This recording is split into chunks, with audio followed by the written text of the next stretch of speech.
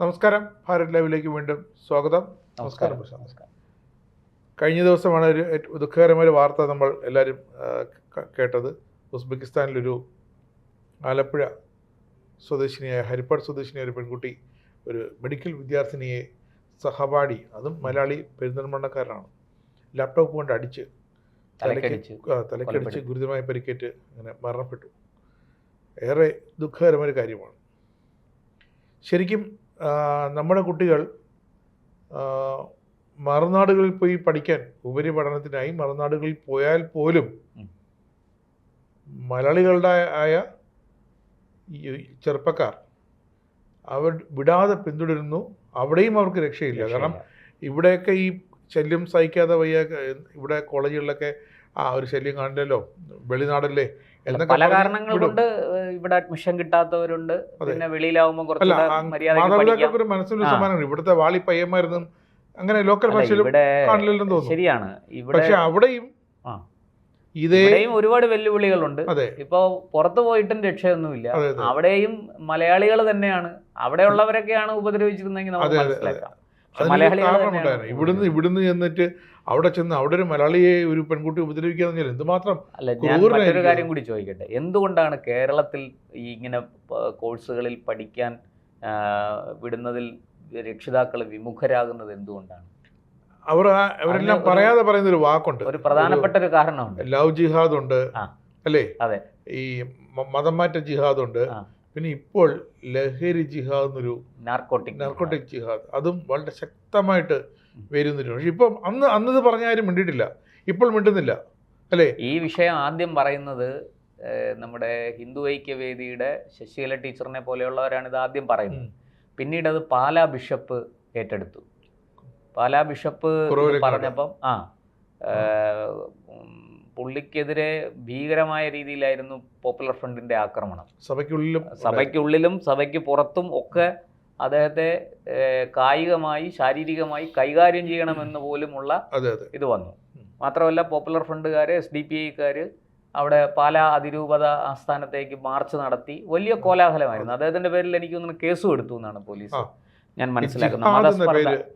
ജിഹാദ് എന്ന പേര് ഉപയോഗിച്ചത് ഈ അതായത് കേരളത്തിൽ ഒരു നല്ലൊരു ശതമാനം കുട്ടികൾ പഠിക്കാൻ വേണ്ടിയിട്ട് മറ്റ് നാടുകൾ, ഇപ്പോൾ ഇവിടെ പ്രൊഫഷണൽ കോഴ്സിനൊക്കെ അഡ്മിഷൻ കിട്ടാത്തവർ മറ്റ് നാടുകളിലേക്ക് പോകുന്നുണ്ട്. ബാംഗ്ലൂർ, ചെന്നൈ, ഹൈദരാബാദ് അങ്ങനെയൊക്കെ പോകുന്നുണ്ട്. പക്ഷേ ആർട്സ് സബ്ജക്റ്റിന് ഇവിടെ പഠിക്കാൻ നിൽക്കാതെ കുട്ടികൾ UP, MP, ഇപ്പൊ LLBക്കൊക്കെ MP ഭോപ്പാലിൽ പോയി പഠിക്കുന്നവരുണ്ട്, സെൻട്രൽ യൂണിവേഴ്സിറ്റി. അതുപോലെ ഡൽഹിയിലെ ഡൽഹിയിലെ പല യൂണിവേഴ്സിറ്റികളിലും എൻട്രൻസ് എഴുതി നമ്മുടെ കുട്ടികൾ പോയി പഠിക്കുന്നുണ്ട്. ഇപ്പം അവിടെ നേരത്തെ എൻട്രൻസ് ഇല്ലായിരുന്നു, മാർഗാണ്. പക്ഷെ മാർഗ് വെച്ച് എടുത്തപ്പോഴാണ് അവർക്ക് ഇതിന്റെ ബുദ്ധിമുട്ട് മനസ്സിലായത്. ഉള്ള അടകോടൻ ചെമ്മാൻ ചെരുപ്പൂത്തി എല്ലാം, അതായത് ചോദ്യപേപ്പർ നേരെ പകർത്തി എഴുതാൻ പോലും അറിഞ്ഞൂടാത്ത ആൾക്കാർ അവിടെ ഈ മാർഗിന്റെ ബലത്തിൽ വന്ന് അവിടുത്തെ കുട്ടികളെക്കാൾ ഇവിടെ മാർക്ക് വാരിക്കോരി കൊടുക്കുകയാണല്ലോ, അങ്ങനെ ആ മാർഗമായിട്ട് അവിടെ വന്ന് അവിടെ ഇല്ലാത്ത എല്ലാ ന്യൂയിസൻസും ഉണ്ടാക്കുന്നു, എല്ലാ ശല്യവും ഉണ്ടാക്കുന്നു. അതുകൊണ്ട് അവർ എൻട്രൻസ് വെച്ചോടുകൂടി ഇത് നിന്നു. ഇപ്പം മലയാളികൾ പഠിക്കാൻ പോകുന്നവർക്ക് മാത്രമേ അവിടെ അഡ്മിഷൻ കിട്ടുള്ളൂ. ഒന്ന് ആലോചിച്ച് നോക്കണം, 35,000 സീറ്റുകൾ കേരളത്തിൽ കഴിഞ്ഞതിൻ്റെ മുമ്പിലത്തെ വർഷം വേക്കൻ്റാണ്. ആർട്സ് സബ്ജക്റ്റുകൾ പഠിക്കാൻ കുട്ടികളില്ല. കോളേജുകളിൽ സീറ്റ് വേക്കൻ്റായി കിടക്കുന്നു. എന്തുകൊണ്ടാണിത് നമ്മൾ ആലോചിക്കണ്ടേ?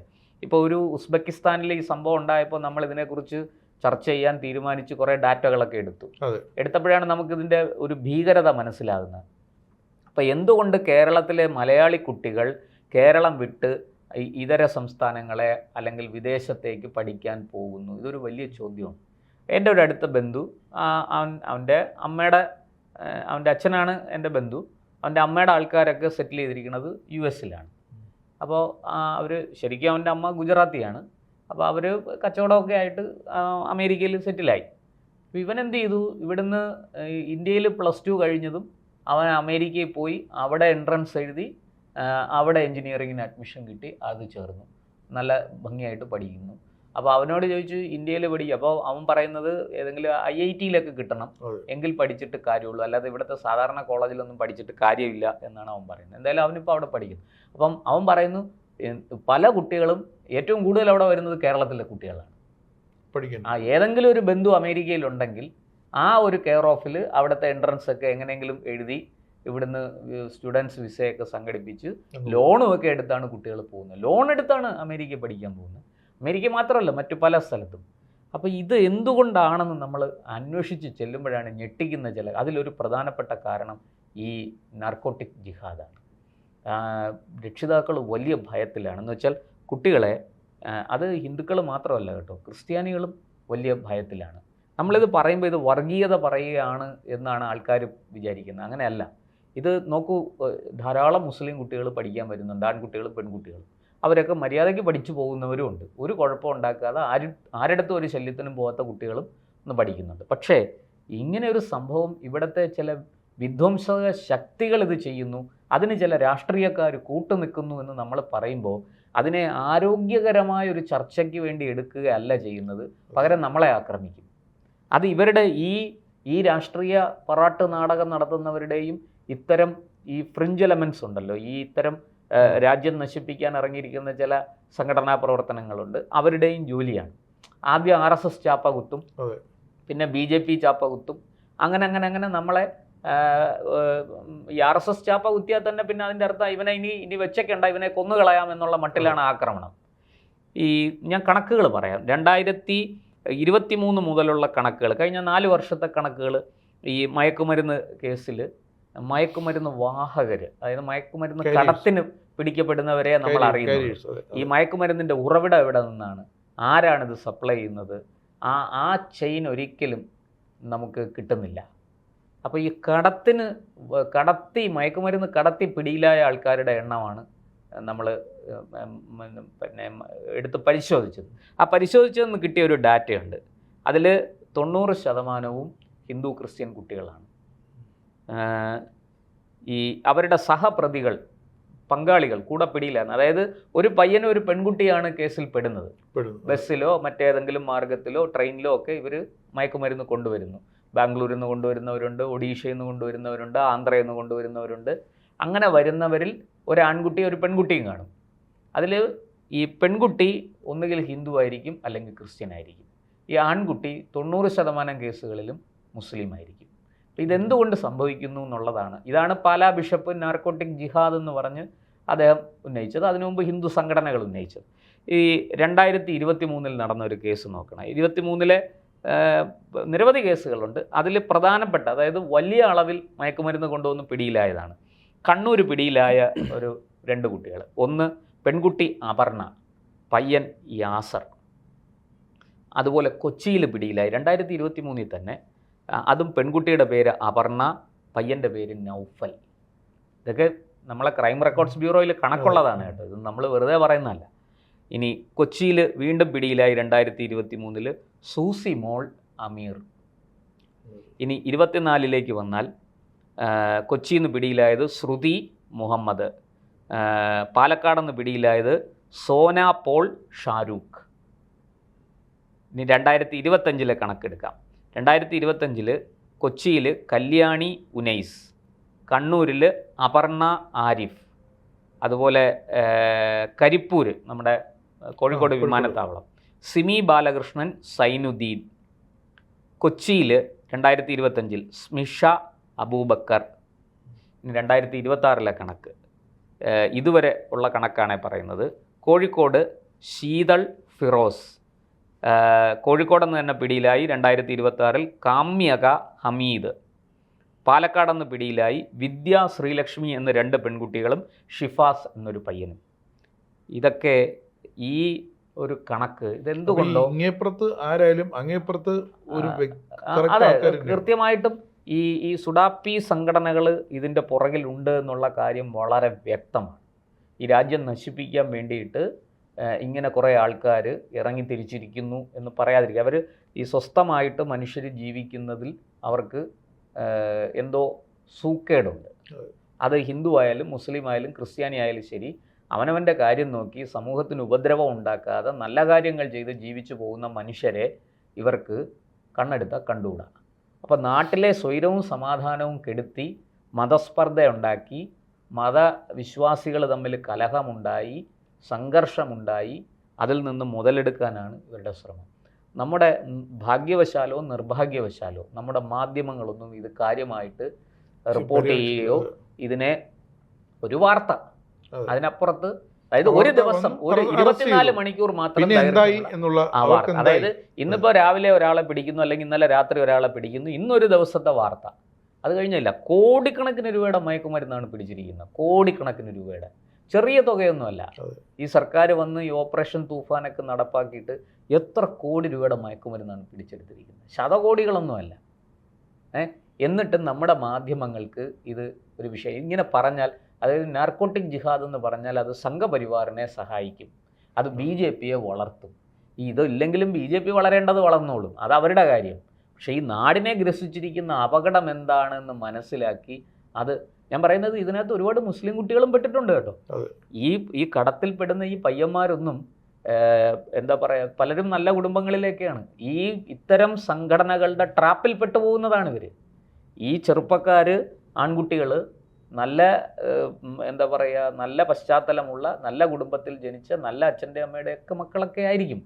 പക്ഷേ ഇതിൽ പലരും ഈ പറഞ്ഞതുപോലെ ഇവരുടെ ട്രാപ്പിൽ പെടുകയാണ്. ആ ട്രാപ്പിലേക്ക് പെൺകുട്ടികളെയും ഇതുപോലെ പെടുത്തുന്നു. അവിടെ ഇവർ ചെയ്യുന്നത് വളരെ കൃത്യമായിട്ട് ഹിന്ദു ക്രിസ്ത്യൻ പെൺകുട്ടികളെ തെരഞ്ഞു പിടിച്ച് ഇതിലേക്ക് കൊണ്ടുവരികയാണ്. അപ്പോൾ ഇതൊരു നഗ്നമായ സത്യമാണ്, യാഥാർത്ഥ്യമാണ്. ഇതിനെ നിഷേധിച്ചിട്ട് കാര്യമില്ല. നിങ്ങളിത് നിഷേധിക്കും തോറും നിഷേധിക്കുന്ന ആൾക്കാർ സമൂഹത്തിൽ ഒറ്റപ്പെട്ടു പോവുകയുള്ളൂ. അതാണ് ഇവിടുത്തെ വിഷയം. അതായത് ഒരു ടെററിസ്റ്റ് കമ്മ്യൂണിറ്റി ഉണ്ടാക്കുകയാണ്, ഒരു തീവ്രവാദ സമൂഹത്തെ സൃഷ്ടിക്കുകയാണ് ചെറുപ്പക്കാരുടെ. അതാണ് ഇവിടെ സംഭവിച്ചുകൊണ്ടിരിക്കുന്നത്.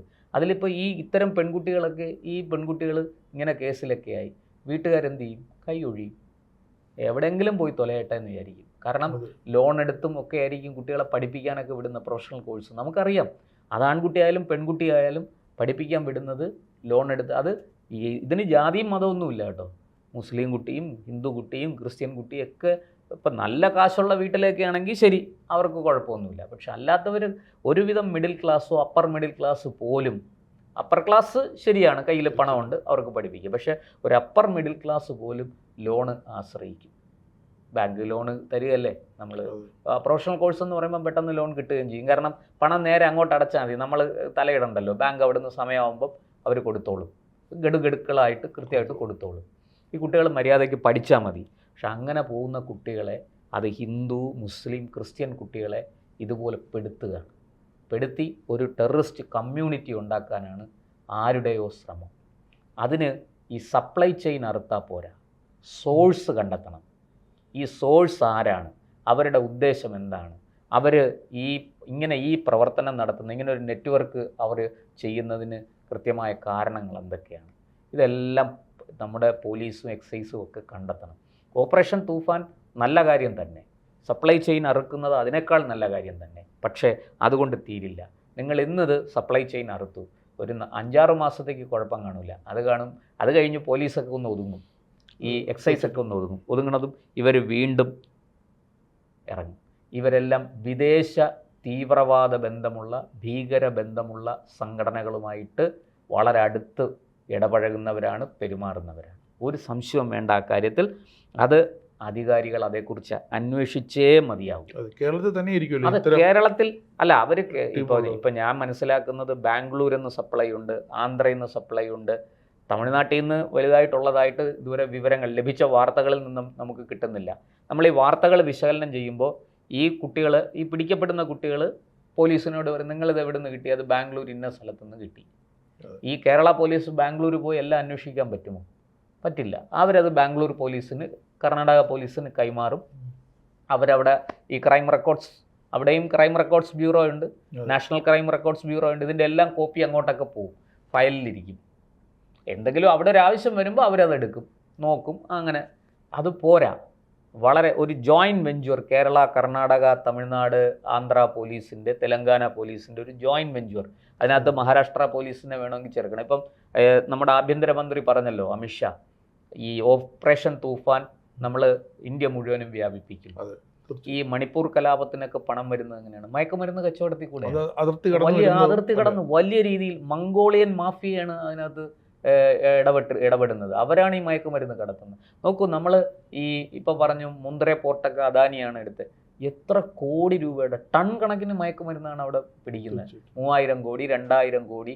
നമ്മുടെ ഈ ലക്ഷദ്വീപ് ഇതിൽ കൂടെ വരുന്ന ഇത് പോലും എത്ര കോടി രൂപയുടെ മയക്കുമരുന്നാണ് വരുന്നത്.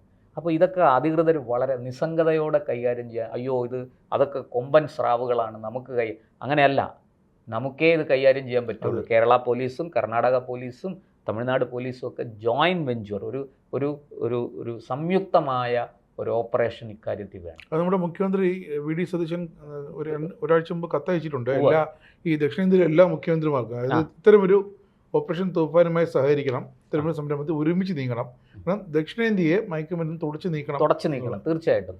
ഉത്തരേന്ത്യയിലെ പണി അത് ഉത്തരേന്ത്യയിൽ ഗുജറാത്തിൽ പഞ്ചാബിലൊക്കെയാണ് ഇത് കൂടുതൽ. അത് അവിടെ പോലീസ് നോക്കും. ഉത്തരേന്ത്യയിൽ നമ്മൾ കരുതുന്ന പോലെ UP-യിലോ MP-യിലോ ഒന്നും ഇതിൻ്റെ വലിയ ശല്യമില്ല. അവിടെ നാട്ടുകാർ ആടി കൊടുത്ത് ഓടിക്കുമാരെ. അതുകൊണ്ട് അവിടെ ഒന്നും വിചാരിച്ചതുപോലെ ഇത് നടത്താൻ പറ്റില്ല. പിന്നെ ഉള്ളത് ഈ പറഞ്ഞ പോലെ വടക്ക് കിഴക്കൻ സംസ്ഥാനങ്ങളിലാണ്. അത് അവിടുത്തെ പോലീസും കാര്യങ്ങളും അവർ നോക്കും. അതിനുള്ള കരുത്ത് അവർക്കുണ്ട്. നമ്മൾ ദക്ഷിണേന്ത്യൻ സംസ്ഥാനങ്ങൾ ഒരുമിച്ച് നിന്ന് ഈ മഹാവിപത്തിനെ നേരിടണം. ഇത് നമ്മുടെ രാജ്യത്ത് അന്തഛിദ്രമുണ്ടാക്കാനുള്ള ഭീകര സംഘടനകളുടെ ശ്രമം കൂടിയാണ്. അതുകൊണ്ട് തന്നെ അവർ മതത്തെ മറയാക്കുന്നു. അതിനെ നമ്മൾ ഒട്ടും തന്നെ, അത് മതം ഉള്ളത് കൊണ്ട് അയ്യോ നമ്മളെങ്ങനെ അതിനെതിരെ പറയും, അങ്ങനെയല്ല. അത് മതത്തെ മറയാക്കിയുള്ളൊരു നിഴൽ യുദ്ധമാണ്. അതിനെ നമ്മൾ തല ഉനിച്ചു കൊടുത്താൽ നമ്മുടെ കുട്ടികളെ ആർക്കും രക്ഷിക്കാൻ പറ്റില്ല എന്ന് മാത്രമേ ഉള്ളൂ. അതുകൊണ്ട് എന്ത് വില കൊടുത്തും ഇതിനെ ചെറുക്കണം.